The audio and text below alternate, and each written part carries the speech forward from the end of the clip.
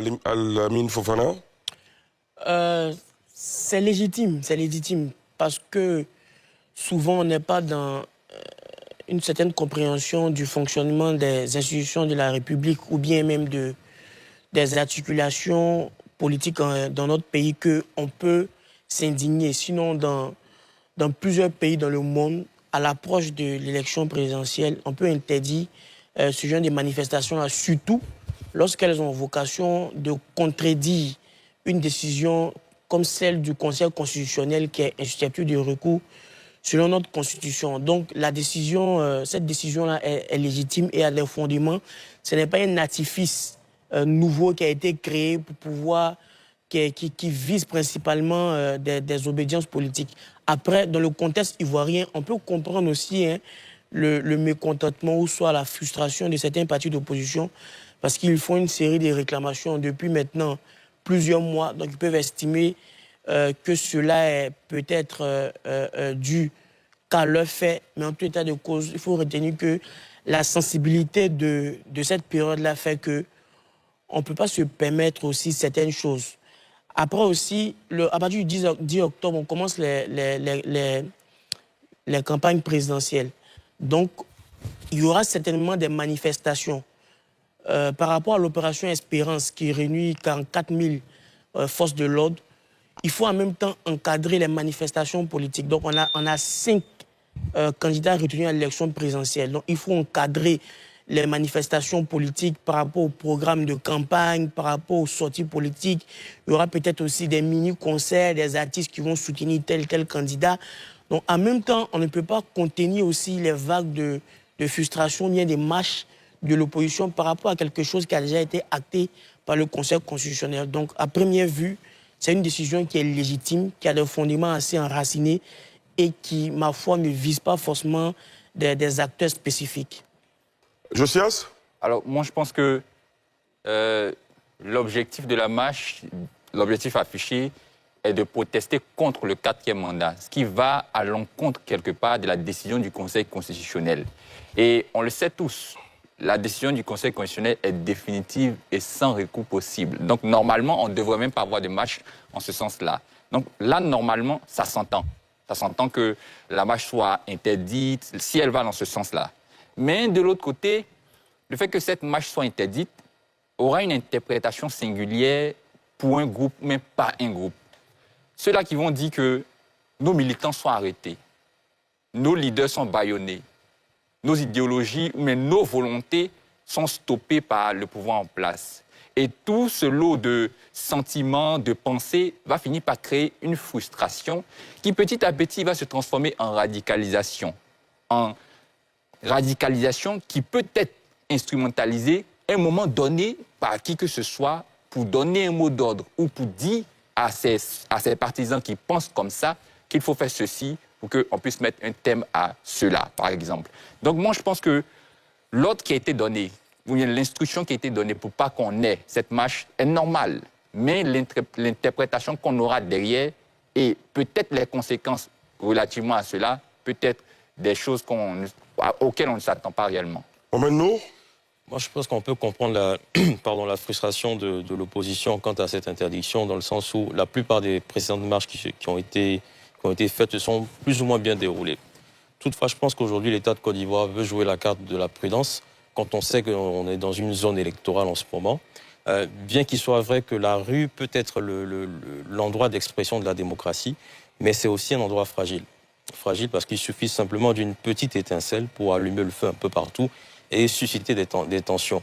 Je pense qu'aujourd'hui, il y a d'autres moyens de faire entendre sa voix. Malheureusement, on a remarqué que certains membres de l'opposition ont décidé de boycotter certaines chaînes de télévision, ont décidé de s'auto-censurer, si je peux dire ça ainsi.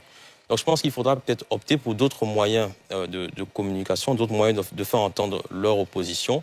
On l'a vu récemment, la CAPSI qui avait commencé un dialogue avec le gouvernement.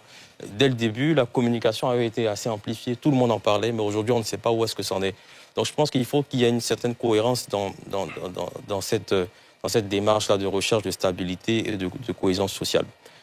Autre chose aussi que je voudrais rajouter par rapport à ce qu'Alamine et Josias ont dit, c'est vrai, pendant les campagnes électorales, il y aura des manifestations. l'État de Côte d'Ivoire a déployé, je pense, entre 40 000 et 50 000. 44 000 forces de l'ordre. Forces de l'ordre.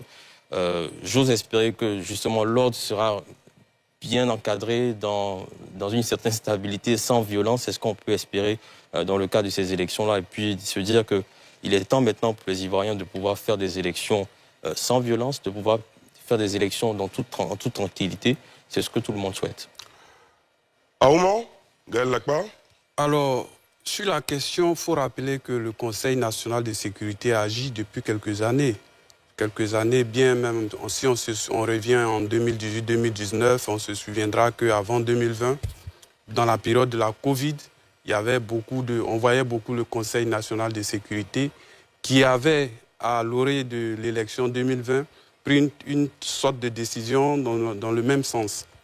Tout dépend en fait de l'atmosphère, du climat qui est autour de l'élection. Alors, moi je me dis, on était presque tous suspendus à cette fameuse date du 4. Parce que je m'interroge sur même la démarche de l'opposition à ce niveau. Parce qu'on se souvient que le porte-parole du gouvernement, qui a été interrogé hier sur la question de la marche, a dit qu'il n'était pas informé. Est-ce que administrativement, la procédure a été suivie? Parce qu'on se souvient que l'opposition, le PDCI d'abord et après le PPACI à Yopougon, on a vu la mobilisation qu'ils ont pu faire. Ils avaient demandé à marcher. Ils ont fait la procédure administrative. On l'a vu avec le préfet de police, avec les autorités. Tout a été organisé de concert. Mais sauf que cette fois-ci, à près de 72 heures du 4, on n'avait rien de lisible. J'ai eu l'impression que ceux qui voulaient organiser la marche ne sont pas peut-être allés vers les autorités. Est-ce que tout ça n'a pas agi de sorte à ce que cette décision tombe aujourd'hui? À côté de cela aussi, il y a le fait que la tension même aujourd'hui est un peu... Il y a une sorte de tension. On ne peut pas se voiler. Il y a ce qu'on entend aussi de la bouche de certains leaders, certaines personnes qui menacent partout sur les réseaux sociaux. Ben, tout ceci mis ensemble, plus les enquêtes, on voit beaucoup d'arrestations, tout azimut, à gauche, à droite. Ce qui fait que, est-ce que les forces de l'ordre n'ont pas eu écho de certaines choses qui se prépareraient, qui pourraient vraiment qui pourraient justifier cette décision aujourd'hui? En tout état de cause, depuis un certain moment, il faut le reconnaître que du point de vue sécuritaire, il n'y a pas que la sécurité au plan interne. Il y a aussi la question de la sous-région, le terrorisme et tout ça. Donc, vraiment, nos forces de l'ordre sont mises à un niveau d'alerte maximale à un certain niveau, à un certain moment. Et puis, je déplore un peu un autre truc aussi. C'est qu'il faut qu'on fasse l'effort de sortir de tout cela. Parce que chaque fois qu'on arrive à des élections, on se retrouve toujours, on a l'impression de l'éternel recommencement. Certains Ivoiriens vont me dire non, on se prépare pour aller au Ghana, il faut qu'on sorte du pays, on a peur que la date arrive. Mais qu'est-ce qui nous empêche en tant qu'acteurs politiques, que ce soit du pouvoir ou de l'opposition, de pouvoir se retrouver? La semaine dernière, on a vu le président exécutif du PPACI, Danon Djedje, aller voir le ministre de l'Intérieur. Ils ont dit officiellement qu'ils ont allé parler de la question des détenus politiques, mais au-delà de ça, il y a toutes ces questions-là qu'on pourrait aborder. Les Ivoiriens n'en ont pas besoin aujourd'hui. Moi, je sais que, surtout pour la jeune génération, on a envie de tourner la page. C'est vrai, d'un côté, il y a beaucoup de frustration, certaines personnes veulent se faire entendre, mais en même temps aussi, il faut savoir user de la bonne stratégie pour pouvoir se faire entendre. Parce que quand on est là et puis on entend qu'on va prendre les rues, on va renverser le pouvoir, on va faire ceci, c'est des choses qu'on entend. Est-ce qu'en face, un pouvoir ou bien un gouvernement responsable va s'asseoir comme ça à ne rien faire? On se pose la question. Donc il faut savoir choisir la stratégie et comment danser. Tu vois, quand on dit que la marche ne peut pas ébranler un pouvoir, en Côte d'Ivoire, ce n'est pas très, très précis. Parce qu'on va laisser même à l'étranger, c'est une marche, c'est-à-dire c'est des contestations populaires qui ont ébranlé le pouvoir Gueye en 2000. C'est-à-dire on ne connaît pas, c'est ce qu'on appelle les systèmes de dégénération. Donc une marche pacifique peut muter en autre action. Non, Donc, pour le pouvoir Gueye, ce n'était pas une marche... comme... Non. Je termine. Ce sont des populations qui ont pris les rues. Donc le schéma, ce n'est pas une marche formelle pour dire on vient marcher pour dire contre la démocratie, mais c'est des gens qui sont dans la rue et qui font face à des militaires mains nues. Donc c'est des gens dans la rue qui font face à des militaires mains nues. Donc si par exemple, je précise une troisième fois, la marche du 4 octobre, ce sont des gens qui seront dans la rue mains nues. Donc la force populaire peut faire en sorte que ça peut dégénérer en autre chose. C'est une hypothèse, je précise. Donc, pour dire que la marche peut être sensible. Maintenant, le problème de la marche, c'est la justification de la marche. Parce que j'entends quand on dit que la marche est garantie par la Constitution en son article 20. C'est la même Constitution qui garantit la marche qui dit que la décision du Conseil constitutionnel est insusceptible de recours. On ne peut pas violer la Constitution pour satisfaire la Constitution. Donc, on ne peut pas partir marcher contre une décision du Conseil constitutionnel par rapport à un principe qui est garanti par la Constitution. D'accord, je suis bien obligé de vous interrompre, Alamine Fofana, parce que on a la pression du temps qui évolue.